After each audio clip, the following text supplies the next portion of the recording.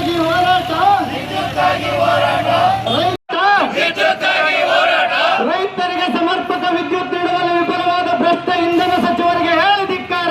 ಚಿಕ್ಕಬಳ್ಳಾಪುರ ಮಳೆ ಇಲ್ಲದೆ ಕಂಗಾಲಾಗಿರುವ ರೈತರಿಗಿದೀಗ ವಿದ್ಯುತ್ ಕೊರತೆಯು ಗಾಯದ ಮೇಲೆ ಬರೆ ಎಳೆದಂತಾಗಿದೆ. ಕೃಷಿ ಪಂಪ್ಸೆಟ್ಗಳಿಗೆ ರಾತ್ರಿ ವೇಳೆ ನೀಡುತ್ತಿದ್ದ 3 ಗಂಟೆಗಳ ವಿದ್ಯುತ್ ಪೂರೈಕೆಯನ್ನು ಸ್ಥಗಿತಗೊಳಿಸಿರುವುದನ್ನು ಖಂಡಿಸಿ ಕರ್ನಾಟಕ ರಾಜ್ಯ ರೈತ ಸಂಘ ಹಾಗೂ ಹಸಿರು ಸೇನೆ ಕಾರ್ಯಕರ್ತರು ಸೋಮವಾರ ನಗರದ ವಾಪಸಂದ್ರದಲ್ಲಿರುವ ಸಂಘದ ಕಚೇರಿಯಿಂದ ಬೆಸ್ಕಾಂ ಕಚೇರಿಯವರೆಗೆ ಮೆರವಣಿಗೆ ನಡೆಸಿ ಕಚೇರಿಗೆ ಮುತ್ತಿಗೆ ಹಾಕಿ ಧರಣಿ ನಡೆಸಿದರು. ರಾತ್ರಿ ವೇಳೆ ನೀಡುತ್ತಿದ್ದ ವಿದ್ಯುತ್ ಸ್ಥಗಿತಗೊಂಡಿರುವುದರಿಂದ ಬೆಳೆಗಳಿಗೆ ಸಮರ್ಪಕವಾಗಿ ನೀರುಣಿಸಲು ಸಾಧ್ಯವಾಗ್ತಿಲ್ಲ.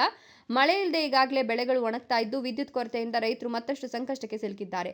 ಆದ್ದರಿಂದ ಹಿಂದಿನಂತೆ ಹಗಲು ರಾತ್ರಿ ಸೇರಿ ಕೃಷಿ ಪಂಪ್ಸೆಟ್ಗಳಿಗೆ 7 ಗಂಟೆಗಳ ಸಮರ್ಪಕ ವಿದ್ಯುತ್ ಪೂರೈಕೆ ಮಾಡಬೇಕು ಅಂತ ಧರಣಿ ನಿರತರು ಸರ್ಕಾರ ಹಾಗೂ ಬೆಸ್ಕಾಂ ಅಧಿಕಾರಿಗಳನ್ನು ಒತ್ತಾಯಿಸಿದರು. ಕಾರಣ ರೈತರಿಗೆ ಕೃಷಿ ಚಟುವಟಿಕೆಗೆ 7 ಗಂಟೆ ವಿದ್ಯುತ್ ನೀಡ್ತೀವಿ ಅಂತೇಳಿ ರಾಜ್ಯ ಸರ್ಕಾರ ಒಂದು ಅನುಮೋದನೆ ಮಾಡಿದೆ.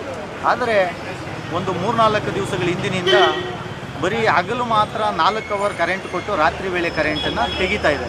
ಕಾರಣ ಕೇಳಿದರೆ ನಮಗೆ ವಿದ್ಯುತ್ ಸರಬರಾಜು ಆಗ್ತಾ ಇಲ್ಲ ಸಮರ್ಪಕವಾಗಿ ರಾಜ್ಯದಿಂದ. ಆದ್ದರಿಂದ ವಿದ್ಯುತ್ ಕೊರತೆ ಇರೋದರಿಂದ ಎಷ್ಟು ಅನುಕೂಲ ಆಗ್ತದೋ ಅಷ್ಟು ಕೊಡ್ತೀವಿ ಅಂತ ಹೇಳ್ತಾ ಇದ್ದಾರೆ.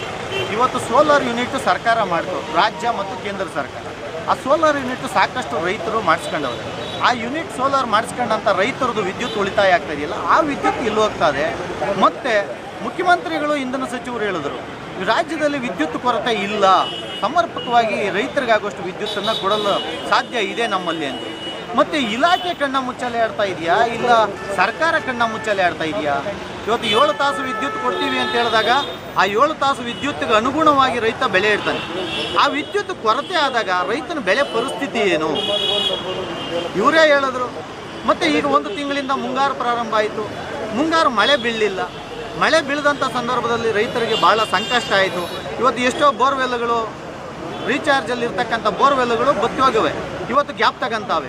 1500ರಿಂದ 2000 ಅಡಿ ನಾವು ಬೋರ್ವೆಲ್ಗಳು ಕೊರೆಸಿದಂಥ ಸಂದರ್ಭದಲ್ಲಿ ಒಂದು ಸರಿ ವೋಲ್ಟೇಜ್ ಏರುಪೇರಾದಾಗ ಒಂದು ಸರಿ 20 HP 15 HP ಮೋಟರ್ ಸುಟ್ಟೋದ್ರೆ 20ರಿಂದ 25 ಸಾವಿರ ಖರ್ಚಾಗ್ತದೆ ರೈತನಿಗೆ. ಈ ಒಂದು ದುರಾಡಳಿತಕ್ಕೆ ರೈತ ಬಲಿಯಾಗ್ತಾ ಇದ್ದಾನೆ.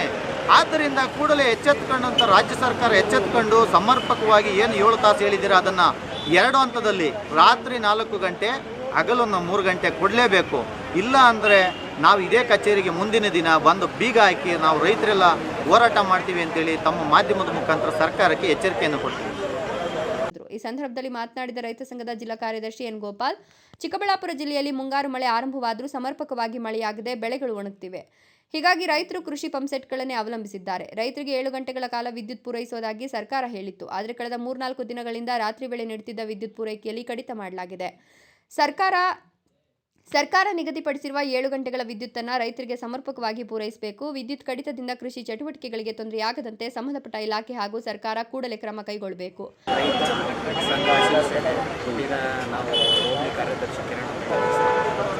ಏನಾಗಿದೆ ಅಂದರೆ ಸರ್, 7ನೇ ತಿಂಗಳು ಆಷಾಢ ರೈತರು ಬೆಳೆ ಇಟ್ಟ ಟೈಮ್ ಅಥವಾ ಬರಗಾಲ ಬೇರೆ ಬಂದಿದೆ. ನಮಗೆ ಕರೆಂಟು ರಾತ್ರಿ 4 ಅವರ್ 5-3 ಅವರ್ ಅಂತ ನಿಗದಿ ಮಾಡಿದ್ದಾರೆ. ಈಗ ಏನು ಮಾಡ್ತಾ ಇದ್ದಾರೆ, ಹಗಲಲ್ಲಿ 1 ಅವರ್ 2 ಅವರ್ ಕೊಟ್ಟು ಕರೆಂಟ್ ಹಾಕ್ತಾರೆ. ಬೆಳೆಗೆ ಅರ್ಧ ಅವರ್ 1 ಅವರ್ ಕರೆಂಟ್ ಕೊಟ್ಟರೆ ಯಾವ ಥರ ನಾವು ಬೆಳಗ್ಗೆ ನೀರು ಹರಿಸ್ತೀವಿ? ಒಂದು ದಿವಸ ನೀರು ಹೋಗಲಿಲ್ಲ ಅಂದರೆ ರಾಶಿ ಯಾರು ಜವಾಬ್ದಾರಿ ಆಗ್ತಾರೆ? ರಾತ್ರಿ ಟೈಮು 4 ಅವರ್ ಅಂತೇಳಿ 2 ಅವರ್ ಕೊಟ್ಟು 2 ವರ್ಷ ಕಣ್ಣ ಮುಚ್ಚಲು ಆಡಿಸ್ತಾರೆ. ಈ ಸರ್ಕಾರಕ್ಕೆ ಬರಗಾಲ ಅಂತ ಗೊತ್ತಿದೆ.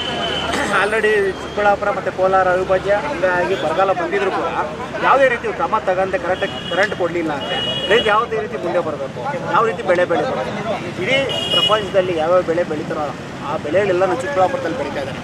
ಇಂಥ ಬೆಳೆಯೆಲ್ಲ ಬೆಳೆದು ರೈತರಿಗೆ ಅನ್ಯಾಯ ಆಗ್ತಾಯಿದ್ರೆ ಅದನ್ನು ರೈತರು ಸುಮ್ಮನೆ ಇರೋಕ್ಕಾಗುತ್ತಾ? ಇಲ್ಲವಾದಲ್ಲಿ ದನ ಕರುಗಳು ಹಾಗೂ ಕೃಷಿ ಸಲಕರಣೆಗಳೊಂದಿಗೆ ಬೆಸ್ಕಾಂ ಕಚೇರಿಗೆ ಮುತ್ತಿಗೆ ಹಾಕಿ ಪ್ರತಿಭಟನೆ ನಡೆಸಲಾಗುವುದು. ಈ ವೇಳೆ ಬೆಸ್ಕಾಂ ಅಧಿಕಾರಿಗಳ ಮೂಲಕ ಸರ್ಕಾರಕ್ಕೆ ಮನವಿ ಪತ್ರ ಕೂಡ ಸಲ್ಲಿಸಲಾಯಿತು.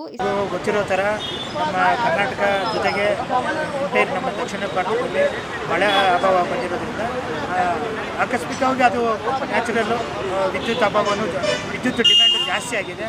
ವಿದ್ಯುತ್ ಡಿಮ್ಯಾಂಡ್ ಜಾಸ್ತಿ ಆಗಿರೋದ್ರಿಂದ ನಮ್ಮದಲ್ಲಿ ಏನು ವಿದ್ಯುತ್ ಕೊರತೆ ಇಲ್ಲ. ಡೇ ಟೈಮು ನಮಗೆ ಸೌರಶಕ್ತಿ ಭಾಳಷ್ಟು ಲಭ್ಯವಿದೆ. ನೈಟ್ ಟೈಮು ನಮಗೆ ಪರ್ಚೇಸ್ ಮಾಡೋಕ್ಕೆ ಸಿಗ್ತಾ ಇಲ್ಲ.